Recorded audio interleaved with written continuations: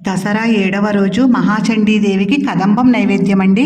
2 కప్పుల బియ్యం తీసుకుని 1 కప్పు కందిపప్పు తీసుకోవాలి. 2 టేబుల్ స్పూన్ల పచ్చిశనగపప్పు వేయండి, చాలా బాగుంటుంది. వీటిని శుభ్రంగా కడిగి 1 అరగంట నానబెట్టి చెట్టుకోవాలి. నిమ్మకాయ సైజ్ అంత చింతపండు రసం తీసి పెట్టుకోండి. నానబెట్టుకున్న బియ్యం నీళ్లు తీసి కుక్కర్లో వేయాలి. 7 కప్పుల నీళ్లు పోసి 3 విజిల్స్ వచ్చే వరకు ఉడికించుకోవాలి.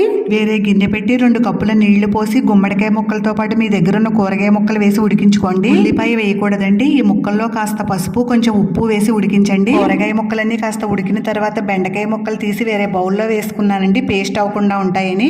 పప్పు అన్నము చక్కగా ఉడికిపోయాయండి. 2 కప్పుల గోరువెచ్చని నీళ్లు పోసి అన్నమంతా గరిటతో మెదిపి పెట్టుకోండి.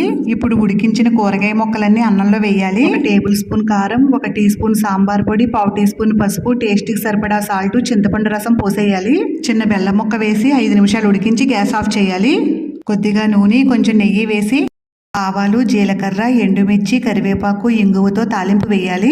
తాలింపు అంతా వేగిన తర్వాత అన్నంలో కలపాలి.